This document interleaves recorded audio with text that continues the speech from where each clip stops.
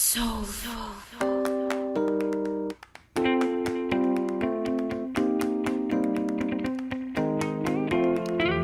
is Soliloquy Radio, the podcast that discusses philosophy, spirituality, consciousness, and paths to a positive lifestyle from a non-theistic perspective. So sit back and open your mind.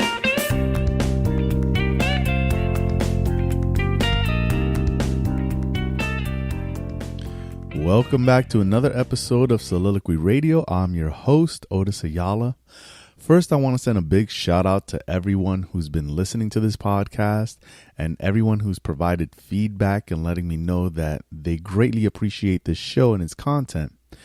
If anyone out there has any questions, personal or otherwise, comments or ideas for the show and you want to reach out, just go head over to soliloquyradio.com, and at the bottom of the page, you're going to see a comment box. So just fill out the comment box and send me a note. I personally reply to any comments that are left.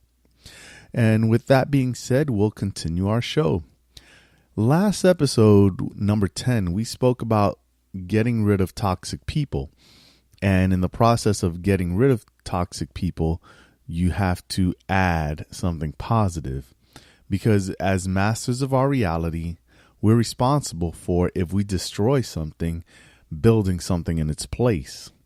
So that something should always be something better, something more stimulating and more beneficial to our growth.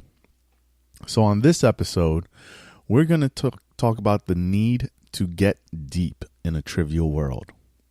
Now, I know everyone has heard that saying, getting deep. You read something or you hear someone or say something profound and you think, wow, that was pretty deep what that person just said. I want you to think for a second. Can you remember the last conversation you've had that somebody said something deep? The last book you read that made you get into that type of deep feeling? And can you remember the feeling you had when you either read those words or heard them, and that feeling that kind of resounded inside you like the ringing of a bell?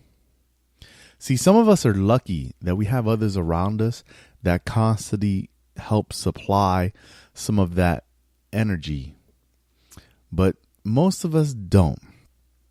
See, most of the conversations we have with others are pretty meaningless, especially, for men.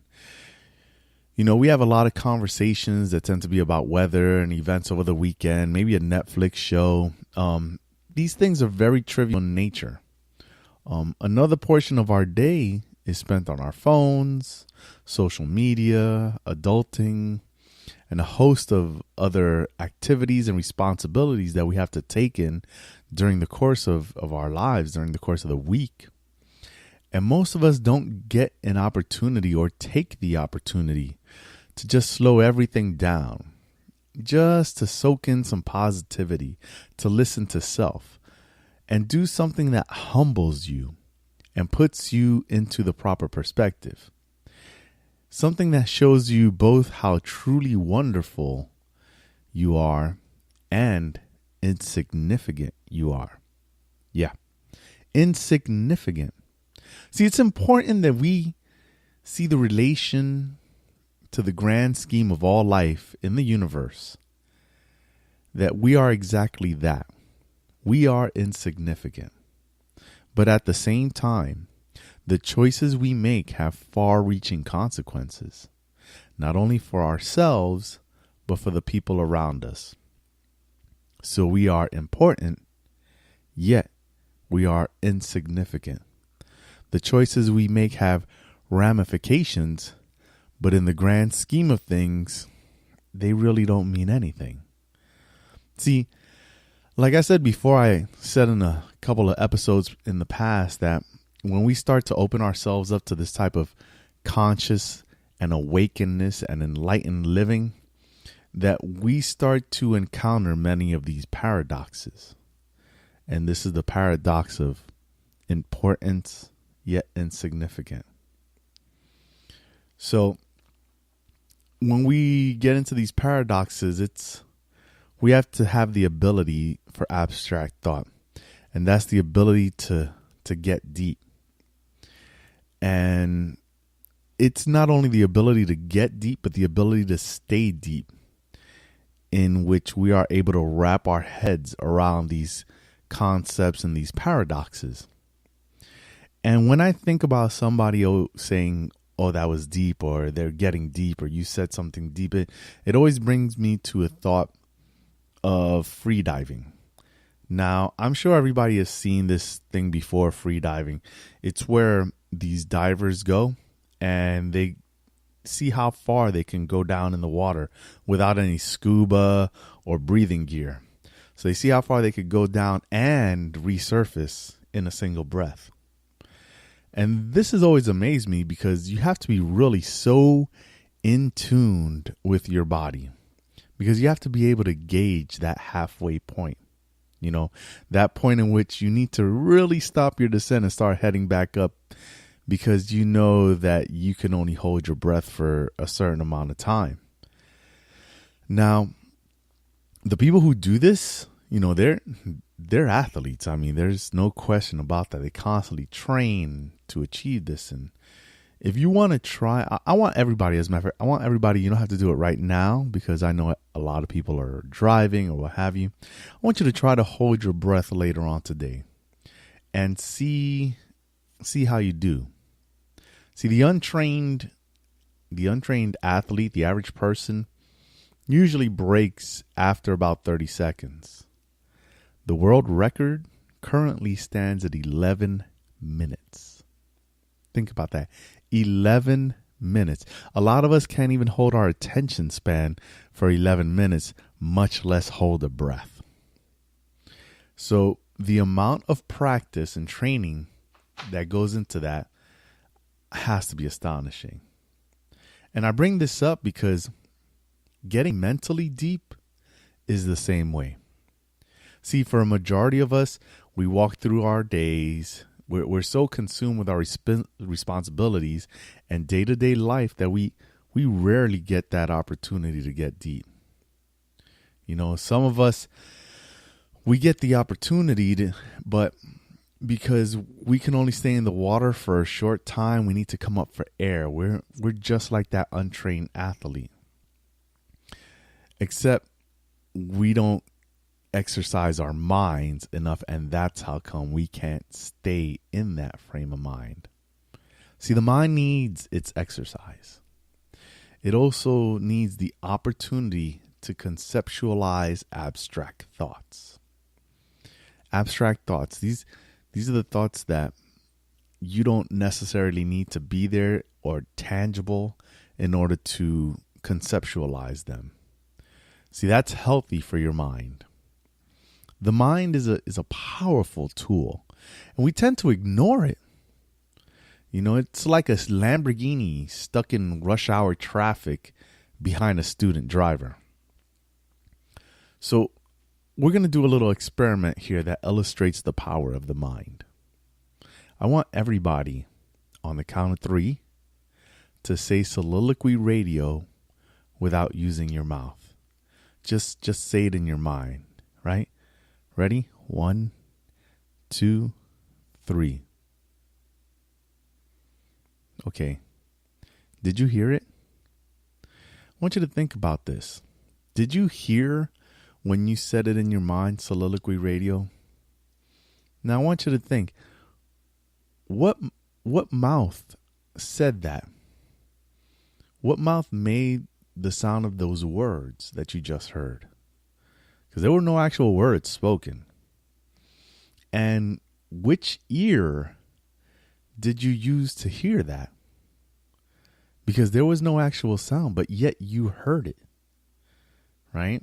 You clearly heard those words. That is how powerful the mind is, okay? That it is in a whole nother sense entirely on its own that encompasses all other senses. See, some of the greatest concepts of physics actually begins in the minds of those who discovered them as an abstract thought, as a thought experiment in their mind. It was only afterwards that they wrote the mathematical equations behind them, to prove the thought that they had. As a matter of fact, the whole field of quantum mechanics and astrophysics requires a very high degree of abstract thought. And abstract thought is very important, right? If we want to start grabbing these concepts and start getting deeper into deep thoughts, into thoughts that are stimulating. See, it is very important that we exercise this part of our mind because it has the ability to unlock who we really are. When we don't exercise that part of the mind, we lose some of the ability to get deep. We lose that ability to hold our breath that long. And when we surround ourselves with people who are in that same situation, who are not holding their breaths, who aren't getting deep, right? We become lost. We can forget who we truly are.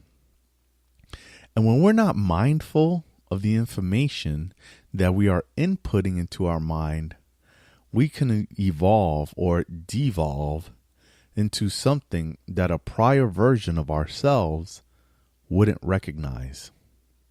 How do I know this? Because it happened to me.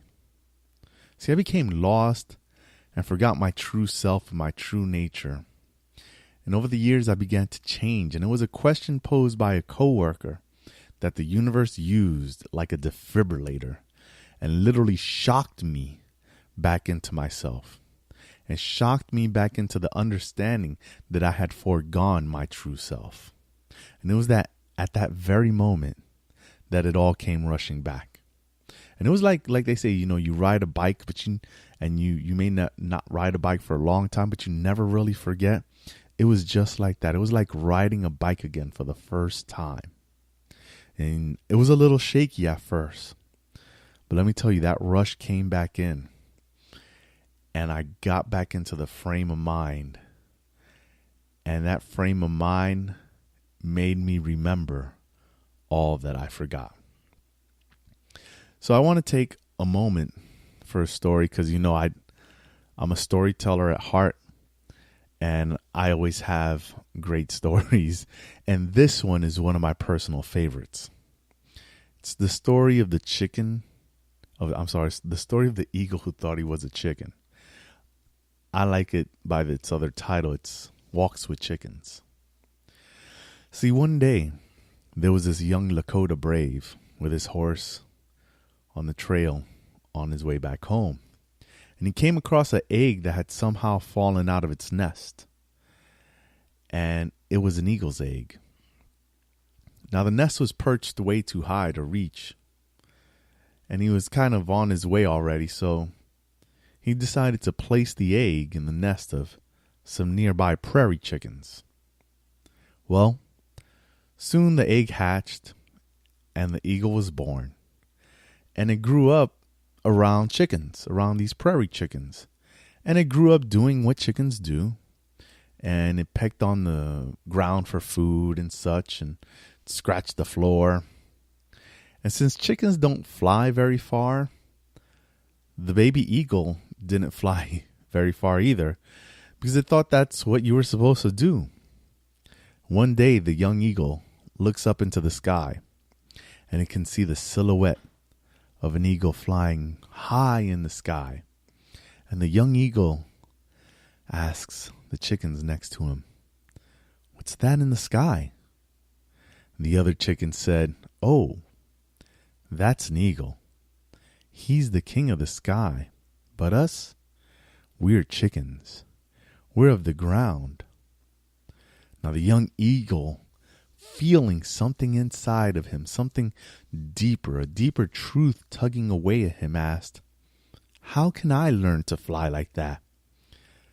The other chickens, never having seen an eagle up close and only silhouetted in the sky, laugh and tell him, "Oh my gosh, you'll never fly like that.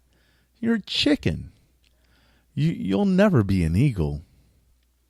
And the eagle went onward with his chicken ways although deep inside him just